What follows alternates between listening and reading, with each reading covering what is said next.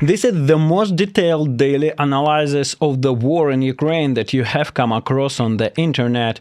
The channel is just beginning its work, so I strongly encourage you to subscribe, hit the like button and share your thoughts in the comments. Trust me, you won't find content like this anywhere else on YouTube. You will know everything and even more. Elimination is no obstacle to negotiations. Trump team responded to the elimination of Lieutenant General Igor Kirillov in Moscow. Keith Kellogg, appointed by Trump as a special envoy for Ukraine and Russia, stated that the killing of the head of the Russian armed forces, radiation, chemical and biological defense troops, Igor Kirillov, would not affect potential negotiations on resolving the situation in Ukraine. I don't think it will be a deterrent, Kellogg said on Fox News. At the same time, he noted that the assassination of a Russian general raises the level of combat actions. I actually don't think it's wise. They are just not the rules of warfare you want to establish, Kellogg stated. The future special representative for Ukraine and Russia is convinced that President-elect Trump can achieve a resolution in Ukraine as early as this year. President Trump could achieve this. He has a vision for how to do it, he has the energy to do it, and there are two sides that ultimately want to meet and negotiate, Kellogg emphasized. It seems the new administration will inherit the old one's reflexive fears of escalation. Remember Trump's recent statement opposing long-range missile strikes on Russia. Kellogg's statement, however, still seems reasonable compared to the hysteria that swept certain circles in English-speaking social media after Kirillov's elimination. Part of it undoubtedly paid propaganda, and part is likely the resolution of unscrupulous media which simply translated Kirillov's title into English as its NATO equivalent, CBRN, Chemical, Biological, Radiological and Nuclear Defense, latching onto the nuclear and producing the most clickbait-worthy headlines, making it sound like the head of the strategic missile forces has been eliminated. It's strange to hear accusation from Trump supporters that this is not how wars are fought. Apparently, they've forgotten how in 2020 Trump himself eliminated Qasem Soleimani, a general of the Islamic Revolutionary Guard Corps and the overseer of Iranian proxies in the Middle East, with a drone strike in Baghdad. And rightly so. Soleimani managerial talent would have made things much harder for both Israel and the Syrian opposition in the conflicts that erupted since then. So now about Ukrainian strikes. Ukrainian continues to fight using methods more familiar to Americans. On the evening of December 18, the Ukrainian armed forces launched a missile strike on the Rostov region. Despite Trump-hand reports about the air defense system performance, footage of the impact was published online. After geolocating the footage, Ukrainian asset analysis concluded that the target of the attack was the Kamensky plant, which manufactures rocket fuel. The military journal Telegram channel described the attack as follows. First recorded use of Storm Shadow Scalp cruise missiles on the Rostov region. Today there was a missile attack on Novoshakhtinsky in the Rostov region. The target was the territory of the Kamensky plant, 155 kilometers from the front line. This enterprise produces rocket fuel for a wide variety of missiles ranging from Grad MLRS to intercontinental missiles, including the much published medium-range missile Oreshnik. Some missiles hit their target, while others were intercepted. Incidentally, the Kamensky plant was added to the U.S. 15th sanction list just 2 days ago, on December 16, and already today the sanctions have had an effect, although the outcome of the attack is still unknown. According to satellite images presented by Radio Free Europe journalist Mark Rutov, production at the affected plant had been significantly expanded since 2022, with an entirely new site established. On the night of December 19, Ukrainian drones attacked the Novoshakhtinsky oil refinery, also in Rostov region. The geolocation was provided by the Asint project Kyberboroshno. The attack was confirmed by the acting government, who usually, for Russian officials, did not blame the fire on the ground on the deadly debris. As a result of UAV attack in Novoshakhtinsk, a fire occurred at the Novoshakhtinsk oil refinery. Emergency rescue units were dispatched to the site. Information about casualties is being clarified, said he. We begin with the situation on the front lines in the Kursk region, where North Korean human wave assaults continue. A Ukrainian serviceman and the author of the Telegram channel called Officer reported, "In the area of the left flank of the Kursk salient, the morning began with dead Koreans. They began advancing on the guy's position as they like to, walking across the field in full view. The first group of 200 was immediately taken out. Assault failed and they dug into the trench. Their drops are doing their job. So far, there is no evidence of radio communication in Korean, meaning they are not equipped with communication devices during assault, neither among assault groups nor with their commanders. Either they don't have the equipment or they don't know how to use radios, who knows. Russians are working with them on a principle of drop and forget. Initial assessments of North Korean losses have begun to surface. Ukrainian forces have reportedly killed or wounded several hundred North Korean soldiers sent to aid Russia in this war against Ukraine, according to high-ranking U.S. officials cited by the New York Times. The North Koreans are said to lack combat experience, and Ukraine has already struck their command and control points as well as infantry positions. Ukraine Security Services BU also assessed North Korean losses based on an intercepted conversation involving a nurse from a Moscow hospital where over 200 wounded allies were brought in 2 days. Ukrainian defense forces are inflicting significant losses on Russia and North Korean units in the Kursk region. Within just a few days, more than 200 wounded North Korean soldiers were transported to a hospital near Moscow. This information is supported by an intercepted conversation between a nurse from a Moscow region hospital and her husband, an occupying soldier fighting in Ukraine's Kharkiv region. Yesterday there was a train load of about 100 people, today another 120, so that already 200. And how many more are there? Only God knows, complained the wife of the invader. In a subsequent conversation, the Russian woman mentioned that hospital rooms in Russia are being prioritized for North Korean militants, while wounded Russian soldiers are being treated under worse conditions. Are these Koreans some kind of elite? We're clearing room for them or something. Assaults in the Kursk region, whether by North Koreans or Russia, have not ceased. Footage was provided by the EOF unit Black Swan from the 225th Separate Assault Battalion of Ukrainian Army. Thanks to the Russian for their contrasting uniforms, the disposal of Russian on their own spoil is proceeding as planned. They could have prepared winter camouflage over 3 years of war, but why bother?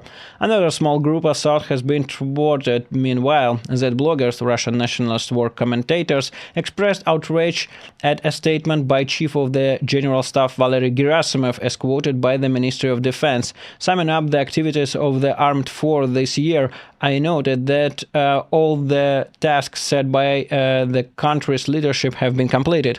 Former advisor to the now also former governor of Kursk, Roman Alekhin, reacted to this statement with restrained indignation, carefully avoiding charges of discrediting the army.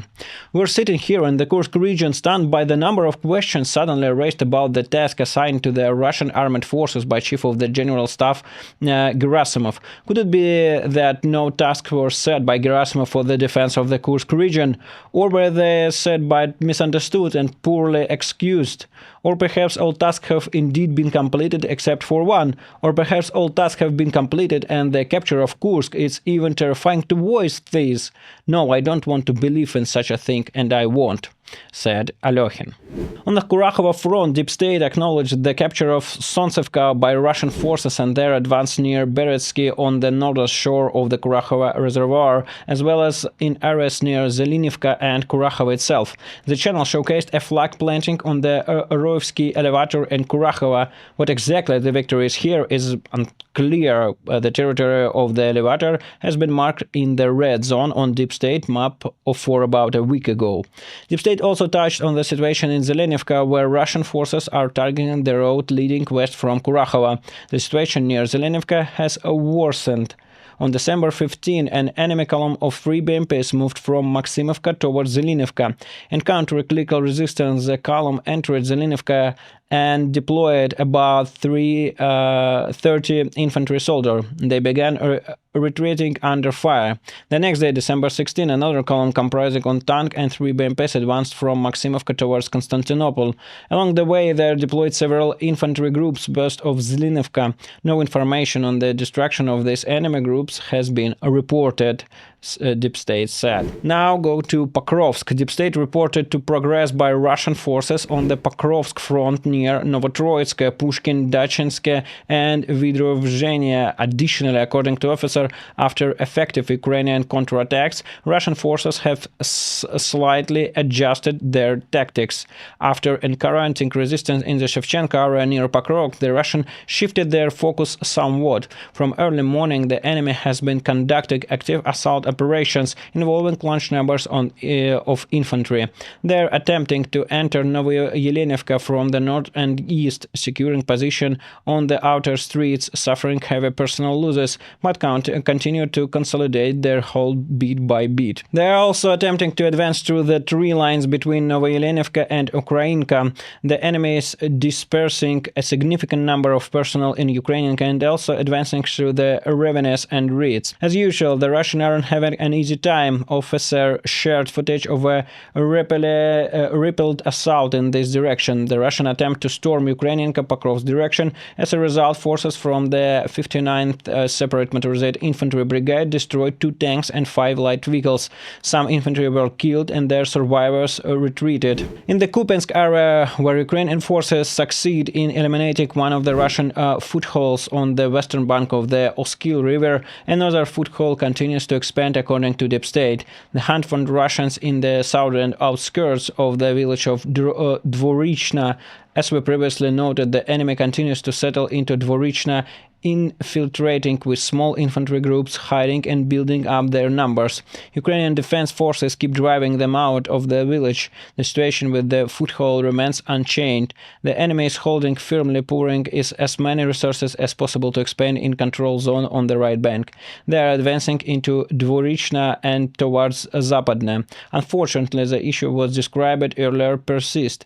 Stabilizing the situation remains a challenge, raising the question of whether reinforcements will arrive before the problem worsens. The Telegram channel Parapax, which analyzes the social media accounts of Russian military personnel, vividly illustrated the Russian army's evacuation problems. In the 110th Separate Guards Marine Brigade of the Russian Black Sea Fleet based in Sevastopol, complaints are being made about the lack of evacuation equipment for the wounded. The only available stretcher cart is a unicycle contraption provided by humanitarians. Otherwise, they are forced to carry the wounded for up to 10 kilometers on stretchers. Even with this makeshift cart, the effort required for evacuation in the absence of proper medical vehicles is staggering. Meanwhile, the authorities boast about the Oreshnik missile, claiming it to be unparalleled worldwide despite being in power for a quarter of a century. The footage is reportedly from the Kursk region. Even after successful evacuation, the ordeal of Russian soldiers is far from over. Sister of a wounded soldier recorded an appeal to the President of the Russian Federation requesting help. Razovanov Alexei Vitalyevich, born on November 20, 1993, signed a contract with the Minister of Defense while serving a prison sentence and joined the 15th Separate Motorized Rifle Brigade, known as Black Hussars. Just 1 month after signing the contract, he suffered severe shrapnel wounds while on a combat mission and was sent to treatment. His sister Ekaterina complained that Alexei has already been transferred to 4 different hospitals, none of which can provide qualified medical care. His attending physicians insist on transferring him to older region where he could receive proper treatment, warning that without surgery in the coming days, Alexei will lose his arm and leg. However, the chief physician refused the transfer. Chief physician denied the transfer, citing that my brother signed his contract with Ministry of Defense while serving a person's sentence, meaning he is prohibited from entering regions of Russia. I also want to point out that there are other soldiers in his combat facing the same issue. Ekaterina reached out to various institutions, presidential administration, Minister of Defense, Chief Medical Officer and Armed Forces, the Central Military Military District Chief, Medical Service, Military Prosecutor's Office of the Central Military Districts, and Alexander Bastrykin, head of the Russian Investigative Committee, but none of these appeals have helped. Despite the urgency of the situation, officials in the Central Military District explained that my appeals would be considering according to the law, meaning within 30 working days. Unfortunately, my brother Alexei does not have that much time, as his condition worsens every day, she said. Given the treatment of soldiers in hospital, it is unsurprising that new assault troops are being recruited from every possible source. Every Russian soldier alive is in the assault unit, said a military medic who deserted and fled Russia. The man, born in 1984, signed a contract intending to help the wounded, but was thrown into assault unit along with other contractors. He shared his experience, stating that when signing up at military enlistment officers, soldiers are by default sent to infantry assault units or support roles. Even those who sign contracts with specific military units initially join them, but eventually end up in assault units. Medic recounted that he first joined the reserve battalion of the 144th Motorized Rifle Division, unit number 23060 of the 20th Combined Arms Army. Later, he and 17 other contractors were transferred to 283rd Motorized Rifle Assault Regiment. He highlighted the enormous losses suffered by the mobilized soldiers, many of whom had no respite from the front lines for 14 months, even when wounded. Soldiers are sent into assaults even on crutches. By late February, the 283rd Regiment had been wiped out 3 times over. Medics and other personnel were sent into assaults as replacement, including cooks and administrative officers. None survived. He was particularly struck by the disconnect between the reality on the ground and the narrative presented on Russian television. After taking an unofficial leave, he decided to flee the country. I went to Belarus in late September, unsure of what to do. War makes you numb. It's a different life. Then I remember hearing about the organization Leaf and Forest and contacted them. They guided me on the corrected road. By October 3rd, the medic had arrived in France and applied for asylum. A court in the Moscow region sentenced the killer of the father of Russian Orthodox Church spokesperson Vladimir Legoida to life imprisonment. This was reported by the regional prosecutor office. A verdict has been handed down for 27-year-old Adam Sherbakov, who committed an armed robbery and murder of a 90-year-old man in the village of Gorky Leninski district. Based on the evidence presented by the prosecution and considering the position of the state prosecutor, the court sentenced the defendant to life imprisonment. He will serve his sentence in a high-security penal colony, the statement read. Earlier, it was reported that 25-year-old Anders Sherbakov met Roman Legoida near a store in the Moscow region. The two men started talking, and Legoida agreed to give Sherbakov a ride in his car. On the way, Sherbakov decided to rob the elder man, threaten him with a knife, and after encountering resistance, kill him and dump the body into a ravine. Sherbakov stole 100,000 rubles from the victim, part of which was later found in a rented apartment. Media outlets reported that Sherbakov, originally from Bryansk, had multiple prior convictions for robbery and theft. While serving a sentence in prison, he was recruited to fight in the war and ended up in the penal battalion Storm Z. Later, Sherbakov deserted and was declared wounded. And it's all for today. See you tomorrow. It was Michael Nike. See you, bye.